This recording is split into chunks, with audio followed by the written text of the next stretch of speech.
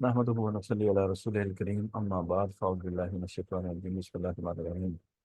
हम लेसन 12 का पार्ट 3 या 12.3 हम करेंगे। तो इसमें जो है वो हम एक कहलाता है एब्सोलूट रेफरेंसिंग।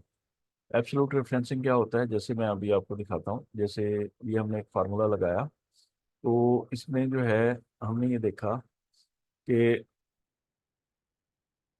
अ, जो हमारा रेफरेंस था, अ, ये हमने परसेंटेज निकालनी थी। तो परसेंटेज में हमने क्या किया हुआ है कि इसको शीट, यहाँ हम देख लेते हैं टोटल मार्क्स में, पहले देख लेते हैं टोटल मार्क्स में। यहाँ ये देखें, ये शीट को जब हम कॉपी करते हैं तो यहाँ ये देखें H5 आ रहा है और यहाँ शीट का नंबर 12 आ रहा है। ठीक है। और यहाँ जो है ये D6,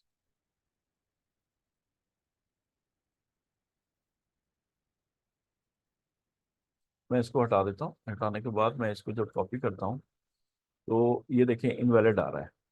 इनवैलिड आने की वजह क्या है कि यहाँ ये आप गौर से देखें कि C4 कौन सा है, ये C4, ये C4।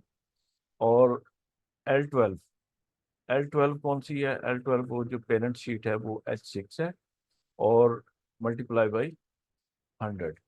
और अगर यहाँ जाके देखते हैं तो यहाँ H5 आ रहा है। तो अब ये देखें, यहाँ H5 और यहाँ H6 ये चेंज हो रहा है।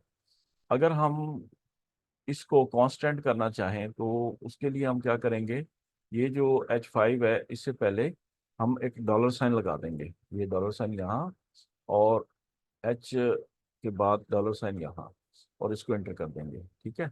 एंटर करने के बाद अब हम इसको जब कॉपी करेंगे तो ये बिल्कुल ठीक आ जाएगा। तो इसको कहते हैं एब्सोलूट रेफरेंसिंग।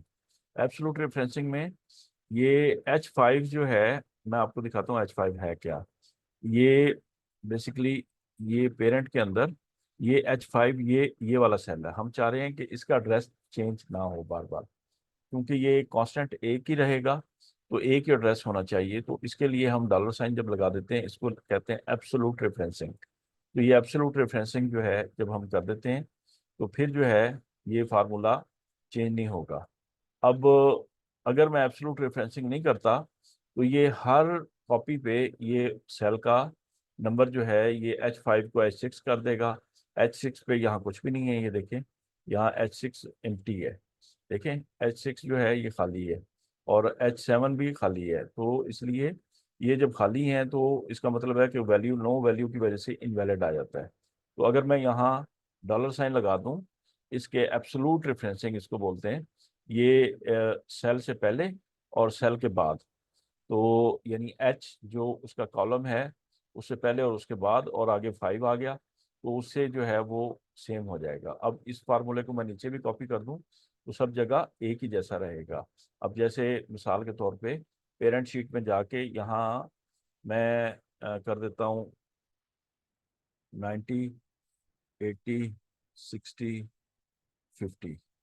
तो अब देखें यहाँ रिजल्ट क्या आ रहा है। यहाँ इसको मैं कॉपी कर दूं, ये सारा कॉपी हो गया, तो ये ऑटोमेटिक जो है वो आपको परसेंटेज कैलकुलेट हो रही है। ठीक है। और अगर मैं यहाँ मिसाल के तौर पे 60, 80, 90 और जो है 50, तो अब आप देखें ये आपका ऑटोमेटिक ये मार्क्स जो है वो कैलकुलेट होते जा रहे हैं। तो ये एब्सोलूट रेफरेंसिंग हमने इसमें डाल दी। तो ये एब्सोलूट रेफरेंसिंग से ऐसा होता है। मैं उम्मीद करता हूँ कि आपको एब्सोलूट रेफरेंसिंग का तरीका समझ आ गया होगा। इससे जो है, अगर आप, ये मैं मिसाल के तौर पे यही शीट जो है मैं कॉपी कर लेता हूँ और नीचे तमाम स्टूडेंट की दे देता हूँ, तो ये देखें आपके सारे का सारा रिजल्ट जो है आपका तैयार हो जाएगा। ठीक है। अब चाइल्ड शीट में जाके देखेंगे तो आपका ये जो है रिजल्ट पूरा तैयार हो चुका है यहाँ तक। और इसको भी मैं जब कॉपी करूँगा तो ये पूरे के पूरे आ गया। अब आप देखें कि हर जगह आपको H5 ही नज़र आ रहा है। नीचे भी चले गए, यहाँ भी H5 नज़र आ रहा है, ऊपर भी H5 नज़र आ रहा है। इसको कहते हैं एब्सोल्यूट रेफरेंसिंग। लेकिन यहाँ जो है सेल चेंज हो रहे हैं, ये देखें, ये D6 है और ये D7 हो गया, D8 हो गया, ये 9 हो गया, 10 हो गया, ये चेंज हो रहे हैं। इनके रेफरेंस ये यहाँ आपको नज़र आ रहा होगा, ये इनका एड्रेस चेंज हो रहा है और इसका जो है एड्रेस सेम रह रहा है H5, क्योंकि हम डिवाइड जो है इस नंबर से टोटल मार्क्स से करवा रहे हैं, तो इसलिए हम नहीं चाह रहे कि ये बार बार जो है वो चेंज हो, तो इसलिए वो उसको डिवाइड कर रहा है और पूरे का पूरा एक्यूरेट आ रहा है। इसको कहते हैं एब्सोल्यूट रेफरेंसिंग। तो एब्सोल्यूट रेफरेंसिंग आपको समझ आ गया होगा। अल्लाह ताला से दुआ है अल्लाह हमें अमल करने की तौफीक अता फरमाए। व आखिर दावाना अनिल हम्दुलिल्लाहि रब्बिल आलमीन।